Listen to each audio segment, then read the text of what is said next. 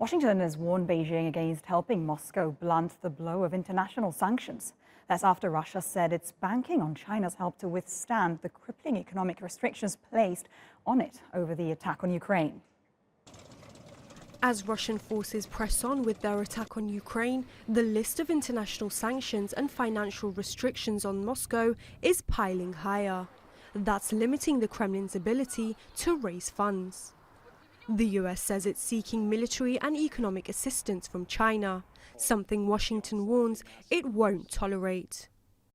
We will not allow that to go forward and allow there to be a lifeline to Russia from these economic sanctions from any country, anywhere in the world. While US and Chinese officials are meeting on Monday to discuss details, so far Beijing has not severed trade and investments ties with Moscow. After Russian banks were booted from the international bank messaging platform SWIFT, many of them have been routing international sanctions through China's interbank clearing system.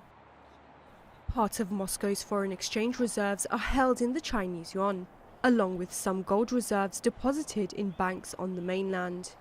It's also Russia's biggest trading partner. Trade between the two neighbours totaled more than $111 billion in 2020. 16% of China's oil and 5% of its natural gas needs are met by Russia. And more than 70% of Russia's semiconductors are sourced from the mainland. The two countries have been trying to beef up trade ties. In February, shortly before Russia's offensive in Ukraine began, Beijing signed 15 agreements with Moscow, including new deals with energy giants Rosneft and Gazprom. It's also lifted import restrictions on Russian wheat and barley.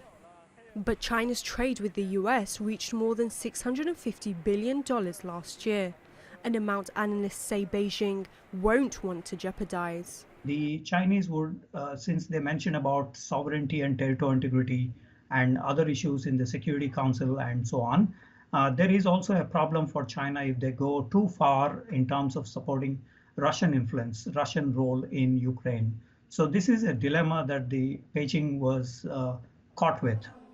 China has dismissed the US claims that Russia has asked it for help. While it has been trying to improve economic relations with Moscow, the pressure of Western sanctions could lead China to distance itself from the friendship. Tayyibe Aydin, TRT World. For more on this now, let's go to Einar Tangen in Beijing. He's a political and economic affairs commentator. Many thanks for being with us today.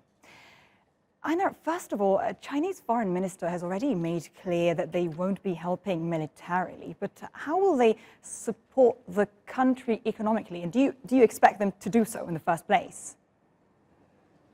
Well, first off, it's not a question of supporting Russia in its aims in Ukraine. China is actually sending aid through its Red Cross to Ukraine. Ukraine is a very, very important piece. It was a primary relationship, trade relationship. China was Ukraine's largest trading partner in 2019, and it's absolutely crucial to its Belt and Road strategy. So this idea that it's happy about Ukraine and that it's going to reward Russia is incorrect. But in fact, nothing has changed. The U.S. and Europe have issued unilateral sanctions. These are not global sanctions. China is not breaking any laws. This idea that the U.S. officials can show up and say, you have to do as we tell you, yeah, that's an affront to every country's sovereignty. Remember, if you start looking at what happened at the UN, and the largest number of people and the largest landmass in the world did not vote for these sanctions. I mean, Einar, so far, China hasn't been that publicly supportive of Russia. Do you think from now on they would have a more active role? Well, they've said that they want a diplomatic solution, and they're quite keen on playing a role if they're welcome. But if the U.S. doesn't want them there can be no active role. This is a fight between Russia and the United States involving the encroachment of NATO. It was started in 2007. The current CIA director said that if we go forward and try to bring Ukraine and other Soviet bloc countries into NATO, it will mean war. So from China's perspective, they see this as something that it's been a long time coming. There's been no surprise that Putin would fight back. It does not justify the Chinese perspective what Russia has done. And this is very serious. China takes it as sacred that you do not, no country interferes in the internal affairs of another country. So China is stuck in the middle. But right now, they feel, especially the Chinese public, feels a lot of sympathy for Russia because they sense they have the same situation with Taiwan. It is stuck in the middle, as you say, but I wonder, would this be a boon for the Chinese economy? I mean, the support for Russia, would it mean an appreciation of the Chinese yuan in the first instance, but also China being able to obtain natural gas and oil and other commodities at very advantageous prices? Would that be the case? I don't think so. That would ruin the reputation. If Russia thought it was being taken advantage of, it would be very, very difficult in the future. They would remember it.